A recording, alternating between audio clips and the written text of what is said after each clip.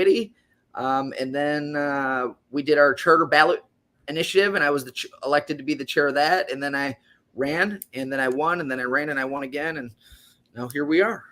And so what is the setup as far as, is it a mayor? You have a mayor, a Yep. manager? Kind of tell us briefly how the setup is politics wise. Well, we have 7 members and we're all equal. So we don't have a strong mayor system. Everybody's one vote on each issue. So we're elected by district, except for the mayor, who's done citywide. Okay. So it's, yeah. And then, do you have a manager? Yes, we do. We have a really great city manager. Yeah. So one of the things that obviously is interesting now to us because of, we spoke about it. I don't know. It's been over a year. It was the community policing that you have in place in Bonita. And for people on Fort Myers Beach that don't know, you have 17 community police officers. Last time I asked you, 18 and a half. 18 and a half, but I'm going to be, after this next budget, I have 2 already in the budget that I put in last year, but I'm actually going to make an ask for 2 more. I'm going to make the ask for 4 for this year. And I got us a detective last year because we were, borrowing a detective. So now we have our own detective. We'll get these 2, and then I'm asking for 2 more, and then I'll hit him again the following year. Okay. Go ahead. To put it in perspective, let's say, how big is Bonita for those? Okay, so here's a very good perspective for you on the number side of it. So Bonita has about 60,000 residents. Okay, so we're doing that with 18 and a half. Now, the problem with that is we initially set up our numbers when we were at 40,000, and then we never adjusted for the population increase until I got on council and I pulled the contract. They had been putting it on consent agenda for 15 years almost. So I pulled the contract my first year, and I was like, this is not enough. With the amount of growth that we're having, this isn't enough. So for me right now, it's us catching up from past due, because as we've grown, we have to adjust for that. And I actually had council members who were like, well, councilman, I didn't know that population growth and crime rates go hand in hand. And I'm like, you can go to a kindergarten class and get a unanimous response that it does. And really, it's not even just not just crimes. Think of calls to service. I mean, the calls of service when you have 60,000 people, you're doing it with 18 and a half. I mean, in our crime rates, we are on, I think, 9 consecutive years of crime rate reductions. And we're doing that not staffed appropriately. So what I'm saying is we need to get them back up to where they should be. And imagine how amazing we could be then. I mean, but Jesse, explain why. So it's 18 now? 18 and a half. And then we're doing a budget. We have 2 in the budget set for the meeting.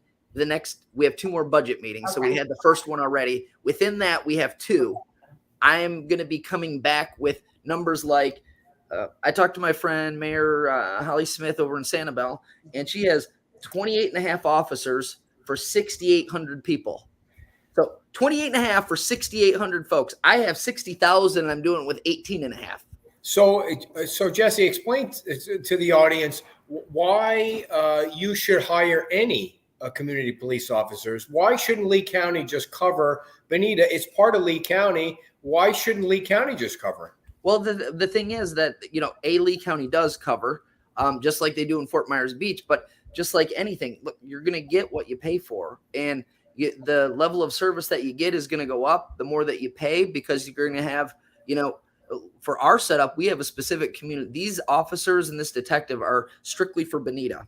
And 24 hours, 7 days a week, we have these guys, and this is our people. They are LCSO. But along with that, as opposed to how my good friend in Sanibel does it, we're tied in with the county. So that means we have a hostage negotiation team. That means we have a bomb squad. That means we have choppers and 4-wheelers and frigging, all of the great things that come with being associated with a large entity like Lee County Sheriff's Department. We get access to all of those as a part of it. But now we also have, within the city, we have community policing, essentially corridors, where we're going to have similar police officers in similar areas so that they're getting to know the people, the businesses, things like that. Right. It's developed. Before we get into that, I do want to talk specifically about what community policing is. But the part that on Fort Myers Beach, where they have zero, we have zero, and it's it's not 60,000 people. It's 4, 5, 6,000 people, but they have zero. And there are times where it's many more than that because of during season. But they still have zero community police officers. They're relying on Lee County to add to that, and then the town also contributes to, okay, we want X number of people. So why have you not? What's the difference between what you have and not getting your own police department like Sanibel? Well, you're going to have, if you get your own police department, they work directly for you as a city as opposed to Lee County. So community policing works for us under the South District, which is under Carmine at the top. You know what I mean? Right. In Sanibel, Holly's the top. So, I mean, logistically, there's one difference right there. And additionally, the size of assets that you have is going to be different because with the county, again, you're tied into all of the pieces that go along with it. And if you're independent, you have your own pieces, but you can always call for help if you need it, which is a whole different animal. I mean, having limited resources that are yours is great. But at the same time, you have to think, Sanibel, what are they chasing? They're chasing old guys down on golf carts who shouldn't be out past whatever time because the turtles are there. In Bonita, it's a whole different kind of thing. So it's not really apples to apples, but from a population standpoint, you get the picture. Okay. So do you have, as far as the council goes, have you guys created your own ordinances that might not be on the books for Lee County that you would like to be enforced, that you weren't able to enforce maybe with your code enforcement officers? Have you created additional laws, or is it just strictly Lee County laws? Well, it's Lee County laws. I try as a rule to not over-regulate or put governmental restrictions in where they don't already exist, because especially on a local level, they have a nature of growing and never going away, and you don't always know who's going to be in charge. So I try to keep that as much to a limit as I can. With that being said, we have almost daily interaction with our city leadership and their leadership. It's a regular basis, and I'm the liaison for LCSO. I talk to them all the time. So whenever we get emails immediately. If there's an accident, if there's a big bust, if there's a situation going down, escalating currently, we're getting live feeds of, hey, here's what's up. And, we kind of always have our fingers on the pulse of what's going on. And additionally, if we have things that come to us as a council, I can say, hey, I've been getting some calls and I've had, people saying at 9:00 over at the YMCA, there's these people who keep coming by, or whatever the example might be. And it's done at that moment, it's so having that community policing element and having them tied in close to us, it's such a benefit, because any city issue that we have, any big events that we have coming up, they're always at our council meetings in case things get a little rowdy, so all around. If people would have seen what Bonita Springs was 10 years ago, specifically to the downtown corridor, and specifically in my district and part of my district, which is called Rosemary Park, where it is today to where it was 10 years ago, it's not even recognizable. And, yes, good city stewardship is a part of that, but LCSO is the reason that those things have happened. If you don't feel safe in a community, you're not going to start your family or your business there. And right now, you can barely even get a place in Bonita because everybody's trying to come here. So right now, Jesse, on Fort Myers Beach, you probably know this. There's 2 regular LCSO officers, mostly during the off season when they're not adding more for busy weekends and things like that. But they're basically reactive. They're answering 911 calls. They're handling crimes. They're not. I don't think, at least I haven't seen so far, they're not kicking motorized bicycles off the sidewalk and things like that, which the town would really like them to do, because it's become a problem. You got 2 officers that are on Fort Myers Beach. Tell everybody what community policing is, what it does. Community policing brings, it's kind of like the name implies, it brings the community and the policing together, and it creates relationships within within your municipality that are going to be beneficial in keeping your city safe. So the businesses all know the officers who are working those beats, you know. So when they're having these rowdy people who are coming in on spring break, I know Larry, who owns the surf shop up here. He's a great guy, and he just texted me and he said, and you know, it's that type of relationship. They know the business owners, they know who the bad people on the block are, they know who the community leaders are, and you know, when things are going down, they keep us up to date, and after they've gone down, they give us a brief of what the deal was, and it's a very good feeling. You know, we don't have a lot of, like I said, crime rates have been going down for 9 years now, but one example, we haven't had a murder in a long time, but we had one just about a year and a half. No, not about a year ago. We had a murder, and within 45 minutes, our community policing had the folks. 45 minutes, and it was because of. And you know what it was because of? Actually, we got them on an LPR, so one of the license plate readers. So as soon as we put their info in as the person who did it, right in Rosemary Park, as soon as they tripped that LPR, boom, under an hour. And I mean, that's not the regular. That obviously that's a special exception, but you know, things like that happen when you have the appropriate tools in place. So it sounds like what you're saying is that with community policing, it's more of a preventative, proactive. Absolutely. You don't want your city to be in a situation where you're only being reactive, because you want to be, you know, if you're proactive, the idea is that you're keeping the problems out of your city and you're making it less desirable of a place for people to want to do bad things. And you're making it more comfortable for families and businesses and visitors. And having that presence on a regular basis is a key component to that happening, because it makes the bad actors want to stay away, and it makes people simultaneously feel safe. People are a lot less inclined to act up and do the wrong thing when you have one of the Leos within eyeshot. And in my city, there's Leos in every segmented part of this city all the time. And really, they're probably a phone call and 2 minutes away at any given time. So it's just, you know, having that type of relationship with your citizens where you want to have them safe first and the other issues come next is one of the most important relationships, and something I take very serious. And it's, you know, without a very vibrant community policing force, I feel like a lot of the other issues that we argue about during budget time are really less significant, because people wouldn't be moving here and staying here, and we wouldn't be growing at the rate we are if we weren't taking care of our city, and they're the ones who do it. Do you have any homeless in Bonita? It's not really an issue for us. I mean, we'll get some who come through now and then, but it's not. Luckily, like, you know, we don't have a very big homeless issue like, you know, Fort Myers and some other places have been experiencing and dealing with. And I know the county's trying to deal with it, but yeah, we've luckily kind of not been in that situation. One of the reasons that I wanted to have you on was because in the Times Square area, the homeless, it seems like recently the homeless population has grown. Yep. And there's only 2 Lee County Sheriff's deputies on the beach right now because it's off season, and they have crime to take care of.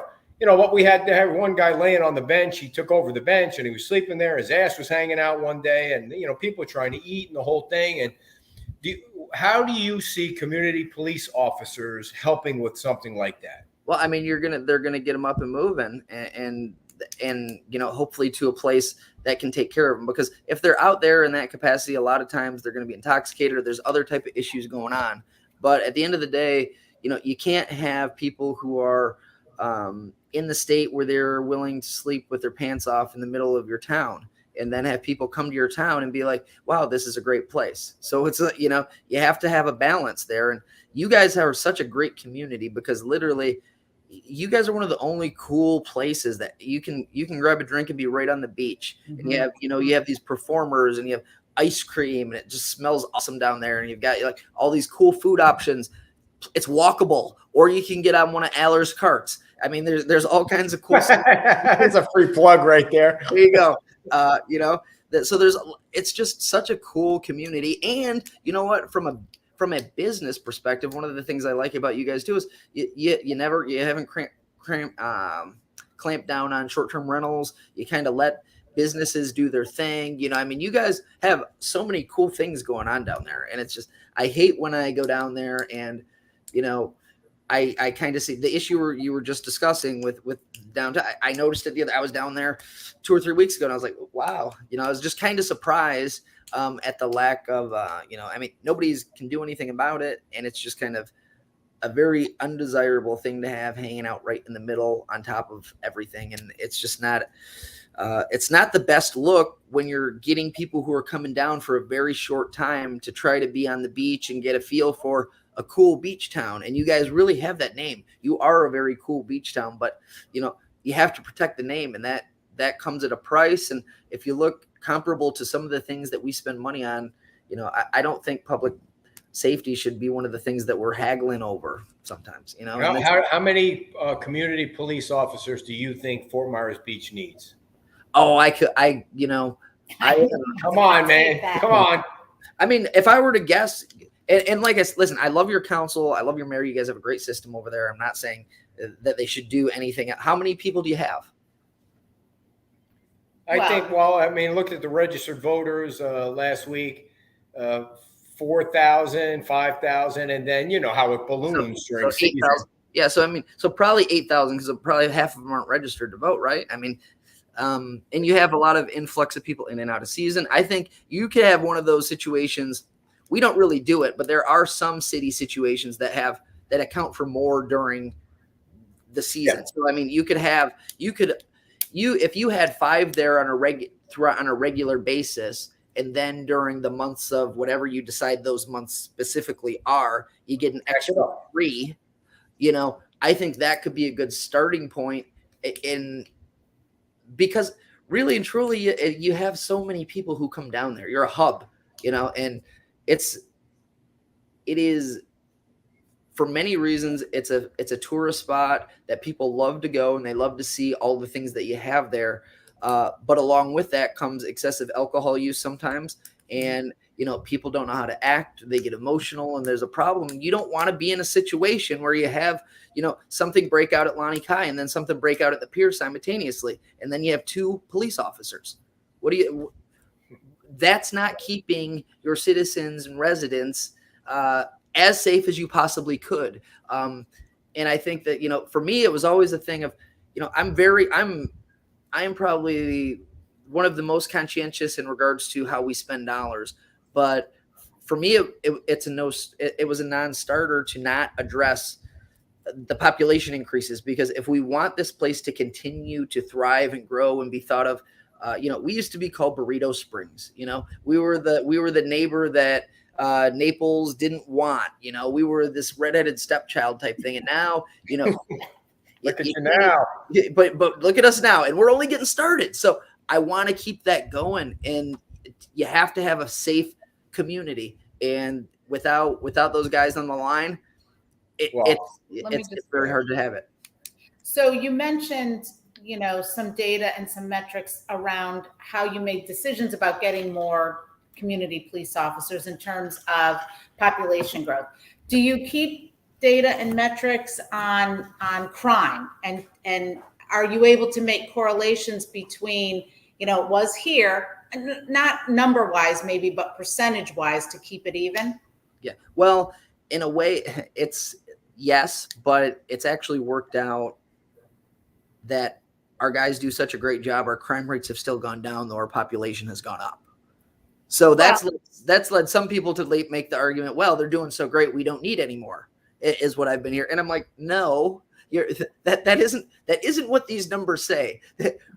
If we are not accounting for an extra 20,000 people and they're doing a great job, imagine what they could do if they actually had what they should have. And then think about the type of city we could be.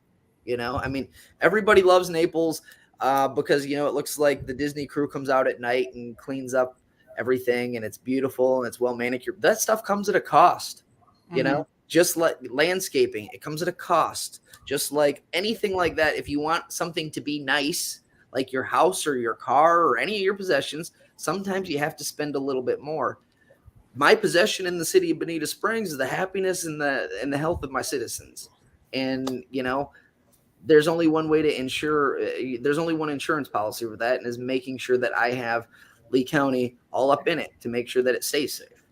Yeah, have you ever gotten any complaints from the residents that said, "Hey Jesse, you're spending a little too much money on public safety. We want to take a few of your." I will tell you this. It was funny. The first time that I did it, the first time I did the increase, it was in it was in the height of the defund the police. And my thing was, in this climate, I want to send a message that Bonita Springs is going to go the other way, because I want to go on record now saying that people are wrong with this defund the police movement, because it's the wrong direction. And if you go down in parts of my district, in Rosemary Park, the families come out and they run up to the cars. They know the people and the officers.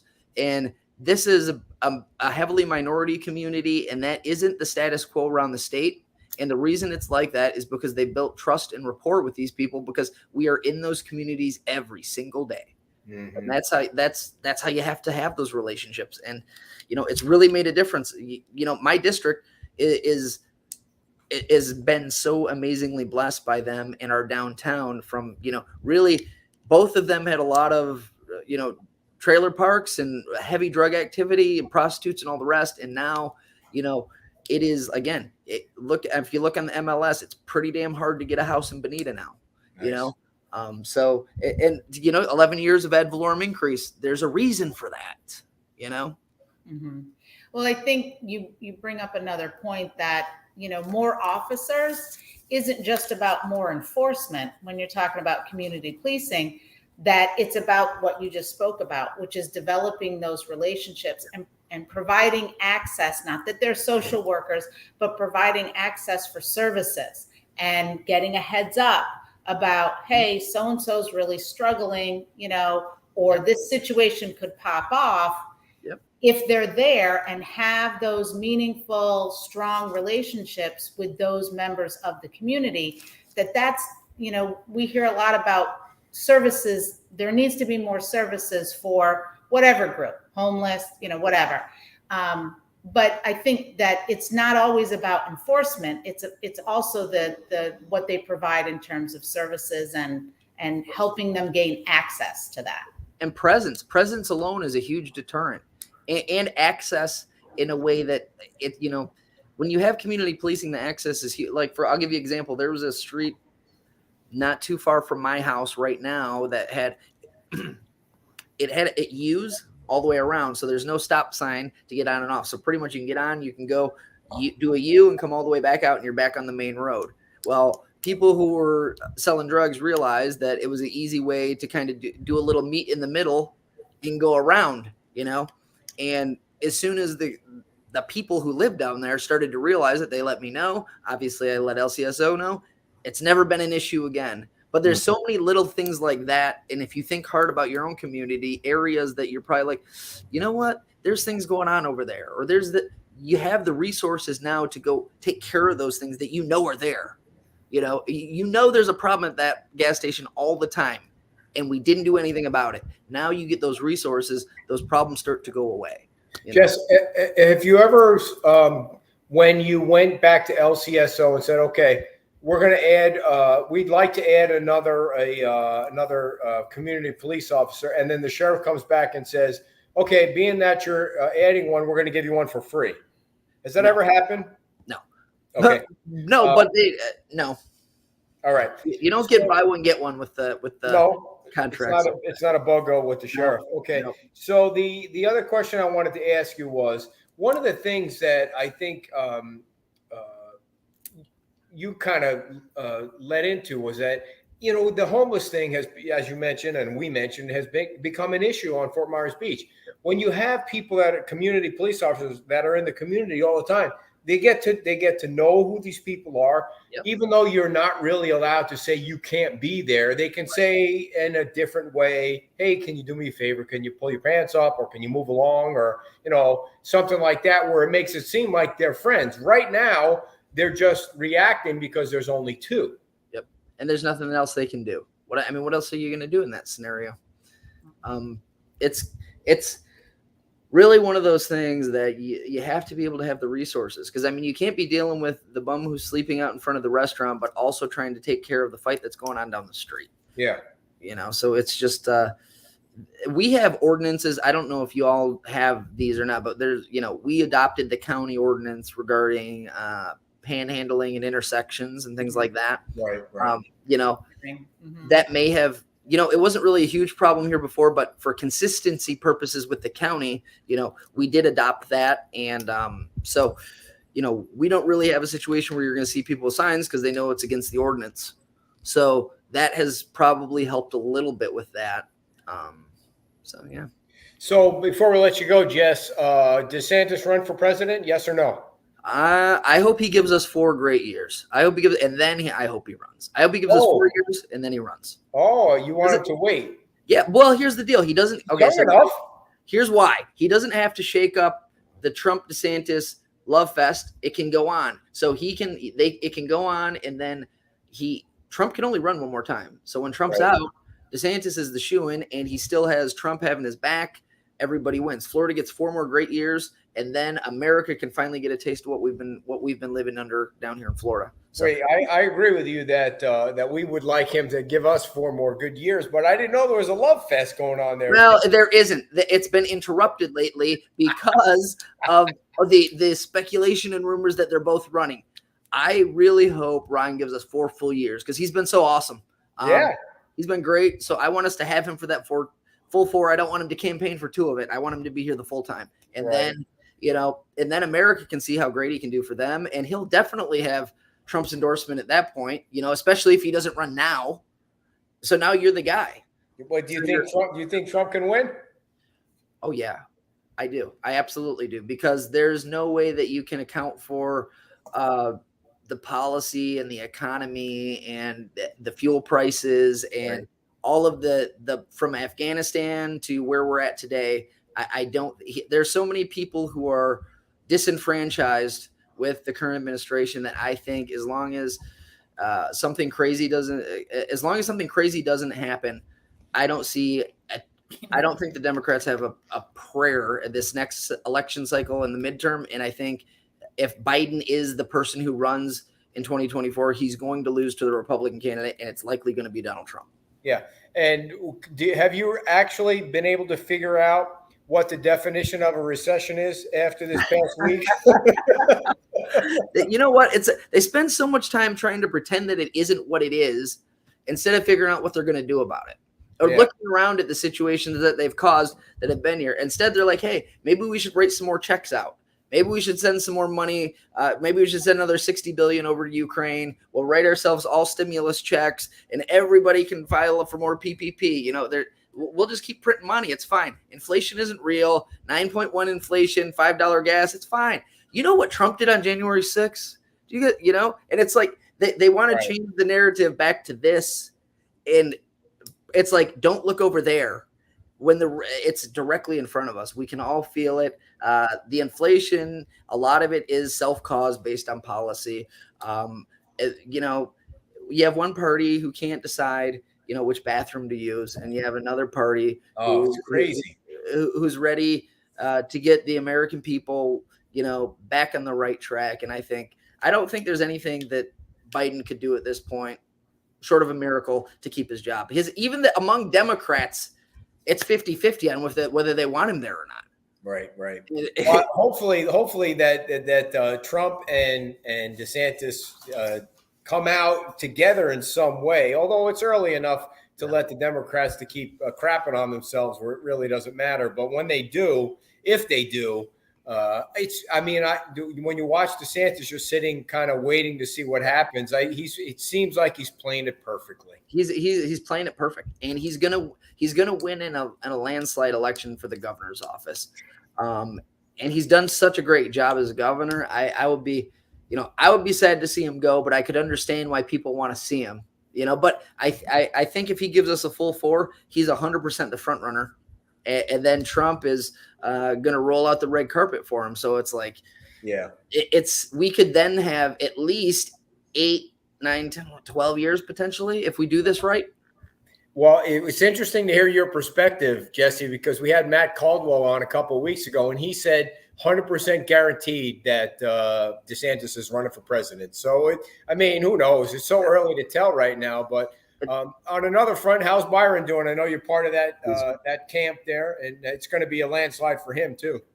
He's great. You know, I mean, it's just we're running all the time, and we've just been, you know, we're doing as much constituent work as we can do. We're working on water every damn day. You know, we're on the border consistently. You know, we're trying to ensure that when we get control back, which I think we're going to get this midterm election, that we start moving in the right direction as a country. And you're going to see all of this political theatrics, I think, are going to completely go out the window. Like the House committee hearings and things like that. I mean, what people don't realize is behind the scenes, there's so much theater to this. For example, during the mask thing, you know, you got fined $5,000 as a House member if you didn't wear your mask when you went on TV in the chamber.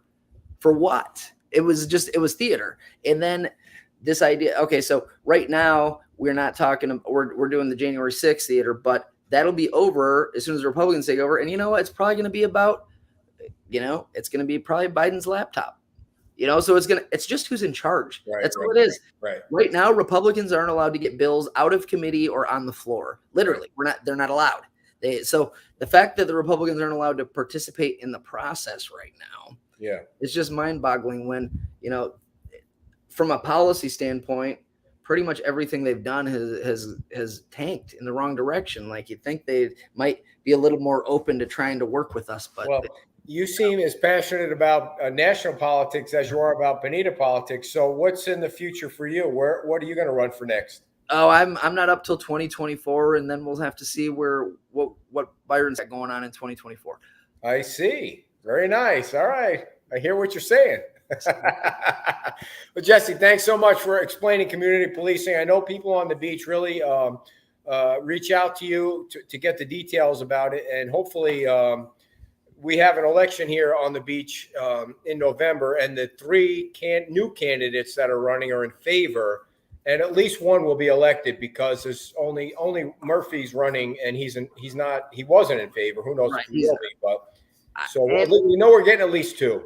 That's the best thing. I mean, I have things right now that I'm sitting on because I know I have an election coming up, and there's two people that one for sure is not coming back, and another one very well may not. So if I know I'm going to have to fight them right out of the gate, I might as well wait until January. Right. And I'll be able to make the case significantly better with a newer, younger council because they aren't biased against, you know, things that just on principle. A lot of times people get caught up in, well, this is the way it's always been. For me, I hate that. And there's so much of that in city politics. Not that it's the case there. That was the case where I'm from. So, and I feel like there's a lot of that around the state, actually. Well, thank you so much for coming on, and thank you for always being responsive.